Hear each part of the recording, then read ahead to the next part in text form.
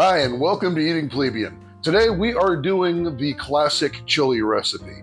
Now, there's many different types, of course, especially from region to region, and you also have those award-winning pots of red that are made of venison or pork or veal or almost anything else that you can imagine. We are going to be sticking to the standard beef recipe, and the thing that I really wanted to focus in on is that standard appeals to most people variation that is usually based on like a spice mix that you can get at the grocery store. But I wanted to do it without those mixes or kits or packets or anything like that. And so we're going to be combining our own spices and herbs in order to create this. Now we're going to get started with the ingredient list here in just a second. There's quite a few ingredients on this one. However, the actual preparation is just totally easy, so follow along with me. Starting off with the effort to try to recreate those spice mixes, I've got several things lined up here, of course.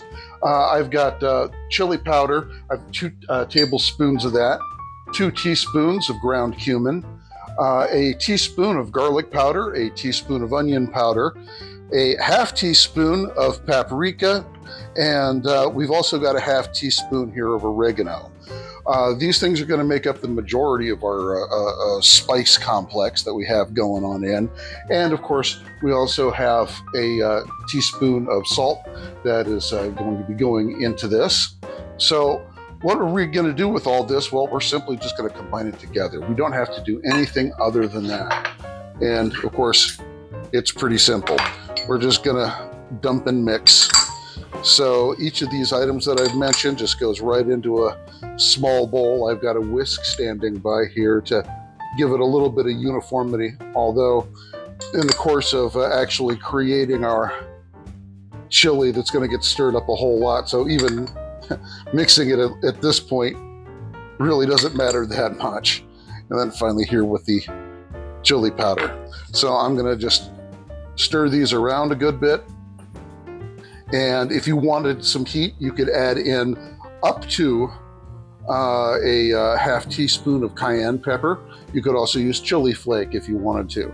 Now, because of the tastes of the household here, they really don't like strong stuff. I might put in literally just a pinch of cayenne pepper, but probably not more than that. But feel free to take on whatever sort of exercise you feel on giving your tongue.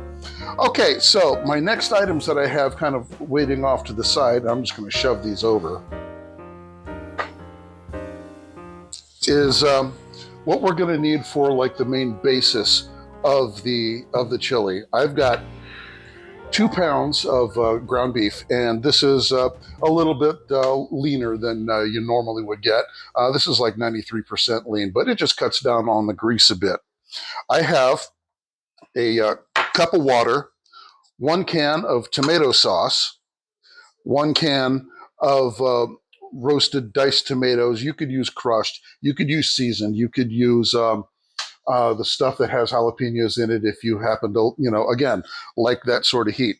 And it is, this is such a flexible recipe in this. You can swap things in and out constantly. All right, now to address the elephant in the room when it comes to chili. Beans. Kidney beans, red beans, whatever you want to call them. This is the original pineapple on pizza debate that goes back, I don't know how long it goes back, but people argue to this day about whether beans belong inside a chili. Now, I personally like them. If you don't like them, don't worry about it. If you're going to use a substantial amount of vegetation in your chili, then I would recommend that you also have to increase your water a little bit. And that water is, of course, just to cover it, to get it to the consistency that you want. However, there's other hacks that I want to be able to show you. And if you really like tomatoey chili, and in this house we do, you can take this water and instead use this. This is my biggest cheat that I have been using for years. This is low sodium V8 juice. It just really makes it more of a stew to my idea of stews, and it really packs in that tomatoey flavor. Use 1 cup of that. If you're going to use the beans and the extra vegetation, use 2 cups, which is what I have here. And finally, we have onions. Obviously, I've got a whole onion here chopped up. This onion is a red onion, or a portion thereof anyhow, and I'm going to be using this as a garnish. And in the refrigerator, I also have some shredded Mexican blend cheese. I'm going to use that as well. And there's also sour cream if you wish to use it, also popular in this house. Okay, so we're going to move on over to the stovetop area, and we'll get running on this. All right, so what I've done is I've brought out the big guns here. This is my large or even extra large Dutch oven. I usually use this for gumbos, roasts, big vats of soup and stew and things. And so this thing has fed us for a good amount of time. But the other reason that I like to use it, it's very thick, it's heavy, and it's great for long simmering without getting hot spots. The heat conduction is great in these, which is why they're usable. I have my ground beef here, and I'm waiting for this to come up to heat. It's on a medium burn right at the moment, and so we just need a couple more minutes for that to come up. I've also got my onions here that we'll put that in partway through. The ground beef itself is going to be providing its own oil and rendered fat in order to actually get those things sauteed up. But after that, most of the other ingredients that are going into our chili are pretty much a dump and run operation, making this a really good meal for when you don't have a lot of attention span. And in my house, that's pretty much all the time. So we'll be back in just a second. It takes about 3 to 5 minutes for this thing to heat up. I'd say that time has elapsed, and so I'm going to go ahead and put my ground beef in there. I don't have one of those fancy meat chopper hammers or something that I've seen a few people using, but it really doesn't bother me at all. I just have a spatula with kind of a hard plastic edge to it, and it just does fine. So we're going to put this in here, and we're going to let this go for about 2 to 3 minutes while still chopping and moving around, and then we'll be adding the onions just in a couple of minutes once we make some headway on this beef. So we're waiting again. Our ground beef here is almost done. I'm a little disappointed that I've got this much fat that is remaining in here, even though we got the little bit more expensive 93 lean meat. So I'm going to have to drain this off for just a moment. So I'm going to turn off my burner so I don't catch my towel on fire here. Drain this off to the side. I've got a colander waiting for me. And this won't take too long, I'm hoping. And I've just fogged up my glasses like crazy. And put it back in.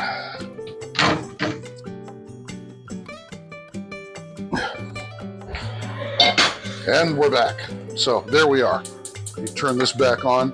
I'm going to turn this up to medium high because I'm sure I've lost a little bit of heat in that little escapade. And I'm just going to go ahead and throw these in now. So we'll stir these in, and we want to get these a little blushed with transparency. And then we'll continue on with the main portion of the ingredient list that's going to be going into here. And you can see why also I wanted the large pot, because it can stack up a little bit when you have a can of this, 2 cans of that, all the rest. It can be sizable, but this stuff is better the longer you cook it, and it'll cook down. But what's even better is if you have the time to go ahead, cook it in simmers for, however long you think is reasonable, and then take it out, let it cool a little bit, and then put it in the fridge. Just like every other soup and stew, for whatever reason, a good simmer and then a cooling cycle, and then reheating it just melds all the flavors together and just does wonders. So now that we've got the onions just starting on their journey, we need to wait a few minutes and continue stirring and scraping the bottom as well. We'll be back when we're close to that goal. Our onions are most of the way there. So now what I'm going to do is I'm simply going to take my spice mix. I'm going to toss that in. We worked hard on that spice mix. I've got a can of those chopped tomatoes. That's going to go on in. And we're going to just stir this up, as well as add in what would normally be a cup of water, but I'm using the V8 juice, and because I'm going to be putting the beans in here, I'm going to use 2 cups. I do not negate the possibility that I could be adding even more if I deem it as being too thick. Because, let's face it, when you have agricultural products and you're adding lots of them, sometimes it can be hard to tell how dense everything is going to be. I've also got my can of tomato sauce I'm now putting in.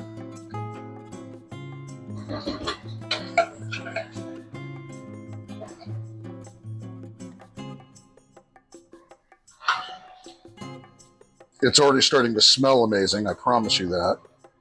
We will be adjusting with salt and pepper later on in the process, by the way. We want to get everything to meld, and we want to get the beef and the rest of the vegetation that we put in, drinking in the main notes from the spices and the herbs.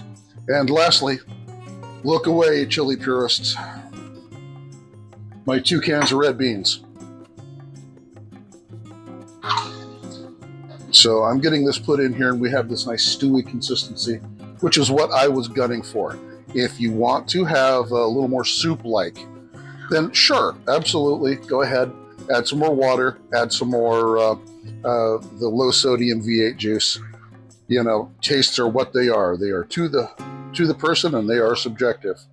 So I'm going to get this back up to a boil, and once I get to that simmer, I'm going to move it over onto this smaller burner that's right here next to it. And I'm going to use my diffuser. I'm wondering if so many of you have been wondering what this is. This is just so I can get a little more accurate, lower temperature simmering when you're dealing with what is basically a volcano in a kitchen. This thing puts off a lot of heat.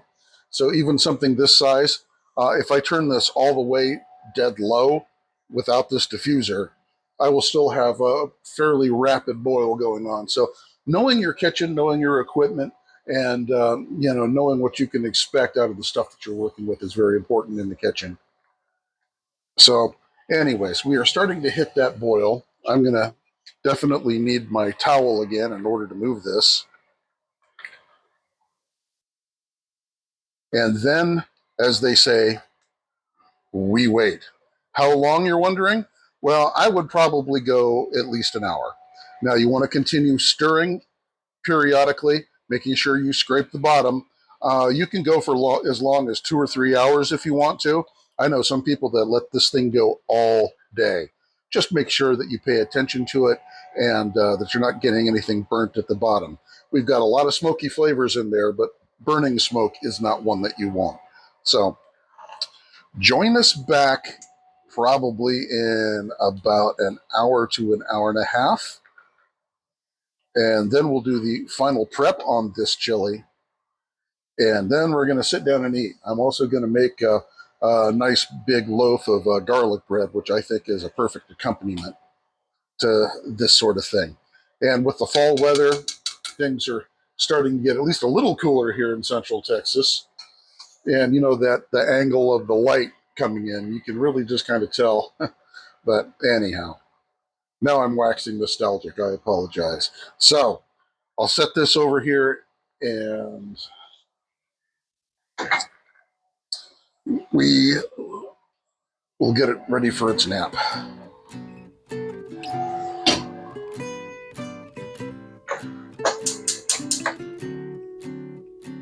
I will catch you back in a little while.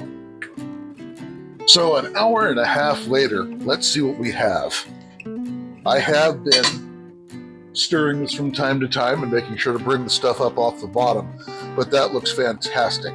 The tomatoes have started to break down a little bit, and I want to give this a final adjustment for any salt or spice or anything else that we want to put in there. Let's get my tasting spoon here.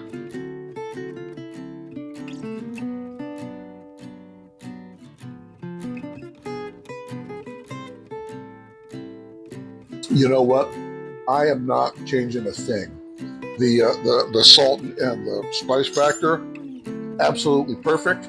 I'm going to turn the heat off on this now. You can tell this was dead low, how well this thing is simmering on, and that's with the diffuser. You can imagine how hard this would be boiling if I had it sitting right on the grate.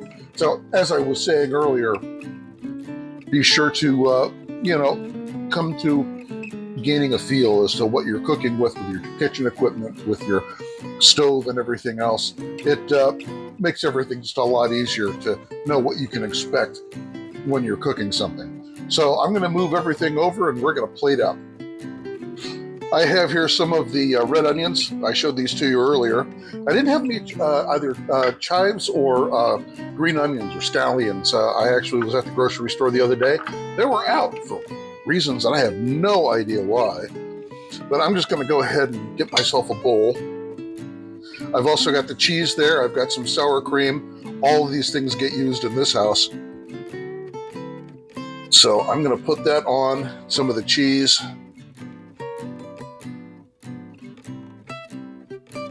Yeah, we'll layer that on thick on side of it.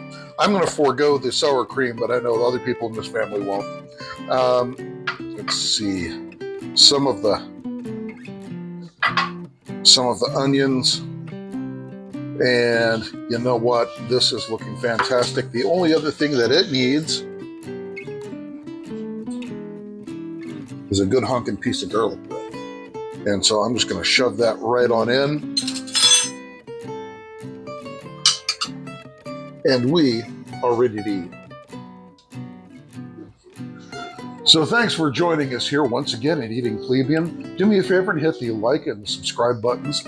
I am still trying to get over those YouTube hurdles and providing content and being basically what they want as a streamer in order for me to get my message out and how to cook at home and avoid all of those takeout and restaurant expenses, things that are kind of destroying our economy right now are not helping. So any place that we can try to get those bills down for people, I consider that a success.